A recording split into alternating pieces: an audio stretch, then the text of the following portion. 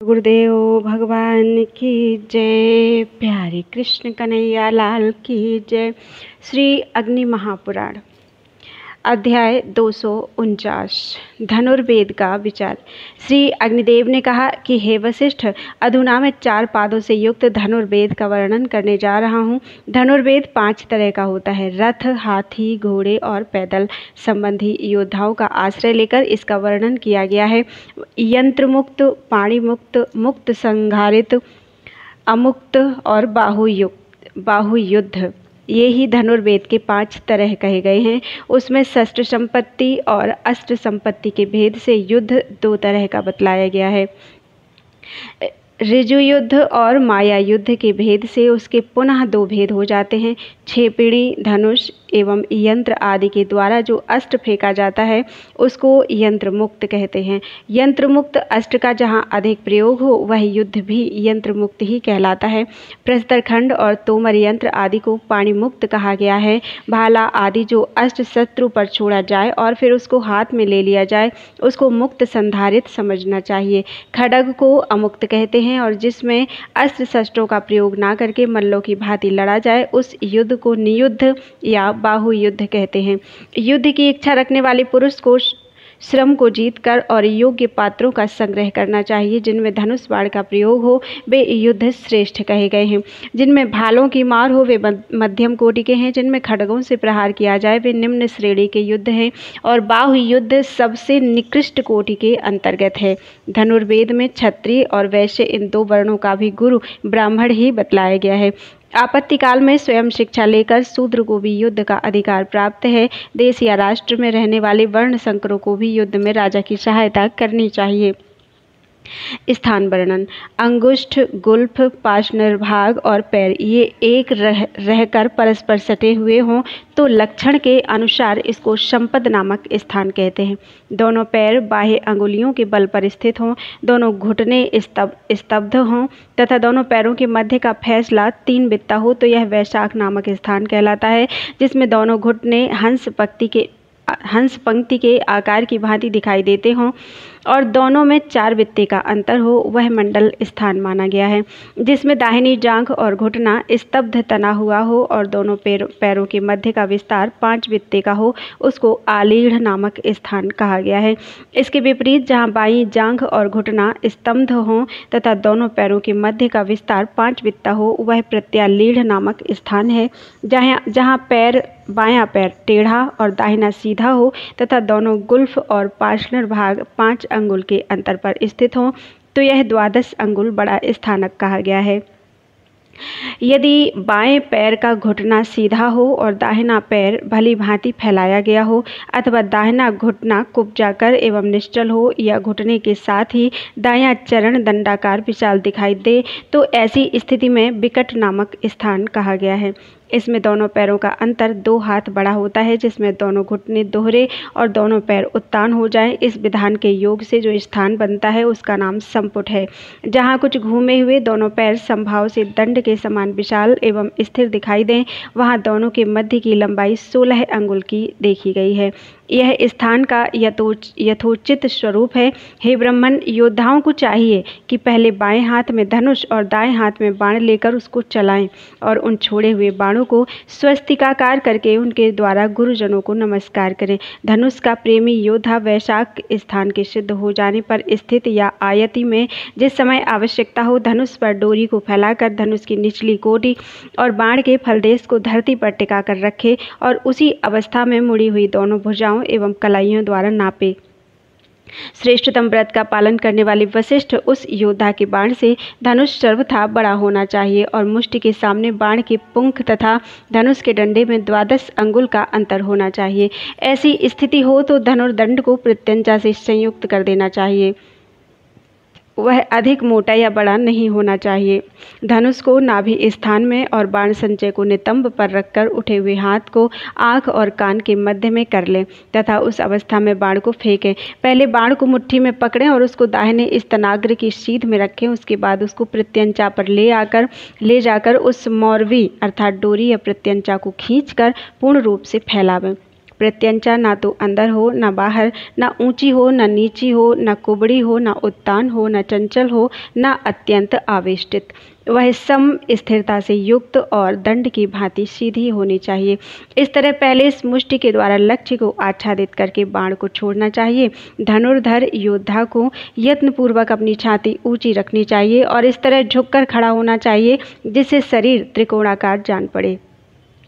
कंधा ढीला, ग्रीवा निश्चल और मस्तक मयूर की भांति शोभित हो। ललाट, नासिका, मुख, बाहुबल और कोहनी ये सम अवस्था में रहें। ठोड़ी और कंधे में 3 अंगुल का अंतर समझना चाहिए। पहली बार 3 अंगुल, दूसरी बार 2 अंगुल और तीसरी बार ठोड़ी तथा कंधे का अंतर 1 ही अंगुल का बतलाया गया है।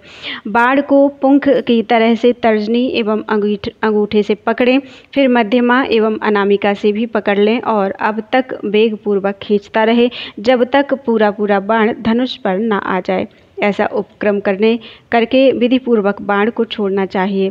हे सुव्रत, पहले दृष्टि और मुष्टि से आहत हुए लक्ष्य को ही बाण से विदीर्ण करना चाहिए। बाण को छोड़कर पिछला हाथ बड़े वेग से पीठ की तरफ ले जाएं, क्योंकि हे ब्राह्मण, यह ज्ञात होना चाहिए कि शत्रु इस हाथ को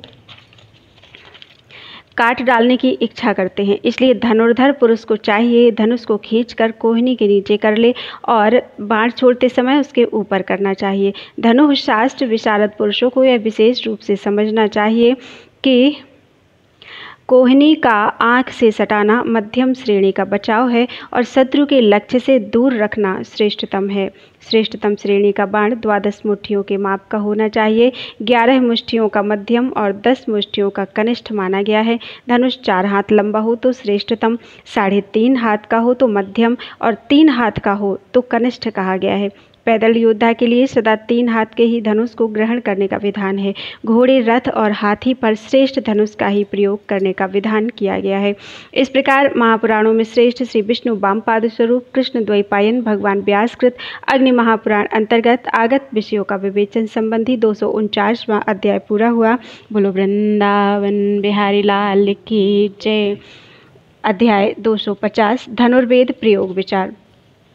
श्री अग्निदेव ने कहा, हे ब्राह्मण, द्विज को पूरी लंबाई वाले धनुष का निर्माण कराकर उसको अच्छी तरह धो पोंछकर यज्ञ भूमि में स्थापित करना चाहिए तथा गदा आदि आयुधों को भली भांति साफ करके रखें। तत्पश्चात बाणों का संग्रह करके कवच धारण पूर्वक एकाग्र चित्त होकर तूणीर लें। उसे पीठ की तरफ दाहिनी कांख के पास दृढ़ता के साथ बांधें। ऐसा करने से विलक्ष्य बाण भी उस तूणीर में सुस्थिर रहता है। फिर दाहिने हाथ से तूणीर के अंदर से बाण को निकालें। उसके साथ ही बाएं हाथ से धनुष को वहां से उठा लें और उसके मध्य भाग में बाण का संधान करना चाहिए। चित्त में विषाद को न आने दें। उत्साह संपन्न हो धनुष की डोरी पर बाण का पुंख भाग रखें। फिर सिंहकर्ण नामक मुष्टि द्वारा डोरी को पुंख के साथ ही दृढ़तापूर्वक दबाकर संभाव से संधान करना चाहिए और बाण को लक्ष्य की तरफ छोड़ें। यदि बाएं हाथ से बाण को चलाना हो तो बाएं हाथ में बाण लें और दाहिने हाथ से धनुष की मुट्ठी पकड़ें। फिर प्रत्यंचा पर बाण को इस तरह रखें कि खींचने पर उसका फल या पुंख बाएं कान के सन्निकट आ जाए। उस समय बाण को बाएं हाथ की तर्जनी और अंगुष्ठ के अतिरिक्त मध्यमा अंगुली से भी धारण किए रहना चाहिए। बाण चलाने की विधि को जानने वाला पुरुष उपरोक्त मुष्टि के द्वारा धनुष को दृढ़तापूर्वक पकड़कर मन को दृष्टि के साथ ही लक्ष्यगत करके बाण को शरीर के दाहिने भाग की तरफ रखते हुए लक्ष्य की तरफ छोड़े। धनुष का दंड इतना बड़ा हो कि भूमि पर खड़ा करके उसकी ऊंचाई ललाट तक आ जाए। उस पर लक्ष्य भेद के लिए 16 अंगुल लंबे चंद्रक का संधान करना चाहिए और उसको भली भांति खींचकर लक्ष्य पर प्रहार करना चाहिए। इस तरह एक बाण का प्रहार करके फिर तत्काल ही तूणीर से अंगुष्ठ एवं तर्जनी अंगुली से दबाकर काबू में करना चाहिए और शीघ्र ही दृष्टिगत लक्ष्य की तरफ चलावें। चारों तरफ तथा दक्षिण तरफ युद्ध में दक्षिण तरफ लक्ष्य भेद का क्रम जारी रखें। योद्धा पहले से ही चारों तरफ बाण मारकर सभी तरफ से लक्ष्य को बेधने का अभ्यास करना चाहिए। तत्पश्चात वह तीक्ष्ण, परावृत्त, गत, निम्न, उन्नत तथा क्षिप्र वेध का अभ्यास बढ़ावे। वेद्य लक्ष्य के ये जो उपरोक्त स्थान हैं, इनमें शत्रु का पुट देते हुए विचित्र एवं दुस्तर विधि से सैकड़ों बार हाथ से बाणों को निकालने एवं छोड़ने की क्रिया धनुष का तर्जन करना चाहिए। उस पर टंकार देना चाहिए। हे विप्रवर, कथित वेद्य के अनेक भेद हैं। पहले तो दृढ़ दुष्कर तथा चित्र दुष्कर, ये वेद्य के 3 भेद हैं। ये तीनों ही भेद 2-2 तरह के होते हैं। नतनिम्ब और तीक्ष्ण, ये दृढ़ वेद्य के 2 भेद हैं। दुष्कर वेद्य के भी निम्न और ऊर्ध्वगत, ये 2 भेद कहे गए हैं, तथा चित्र दुष्कर वेद्य के मस्तकपन और मध्य, ये 2 भेद बताए गए हैं। इस तरह इन वेद्य गणों को सिद्ध करके वीर पुरुष को पहले दाएं और बाएं पार्श्व से शत्रु सेना पर चढ़ाई करना चाहिए। इससे मनुष्य को अपने लक्ष्य पर विजय प्राप्त होती है। प्रयोक्ता पुरुषों ने वेद्य के विषय में यही विधि देखी और बतलाई है। योद्धा के लिए उस वेद्य की अपेक्षा भ्रमण को अधिक श्रेष्ठतम बतलाया गया है। वह लक्ष्य को अपने बाण के युद्ध भाग से आच्छादित करके उसकी तरफ दृढ़तापूर्वक सरसंधान करना चाहिए। जो लक्ष्य भ्रमणशील, अत्यंत चंचल और सुस्थिर हो, उस पर सभी तरफ से प्रहार करना चाहिए, उसका भेदन और छेदन करना चाहिए तथा उसको सर्वथा पीड़ा पहुँचाए। कर्मयोग के विधान का ज्ञाता पुरुष को इस तरह समझ बूझकर उचित विधि का आचरण करना चाहिए, जिससे मन, नेत्र और दृष्टि के द्वारा लक्ष्य के साथ एकता स्थापन की कला सीख ले। है वह योद्धा यमराज को जीत सकता है। पाठांतर के अनुसार वह श्रम को जीत लेता है, युद्ध करते करते थकता नहीं। इस प्रकार महापुराणों में श्रेष्ठ श्री विष्णु वामपाद स्वरूप कृष्ण द्वैपायन भगवान व्यास कृत से अग्नि महापुराण अंतर्गत आगत विषयों का विवेचन संबंधी 250वां अध्याय पूरा हुआ। बोलो वृंदावन बिहारी लाल की जय।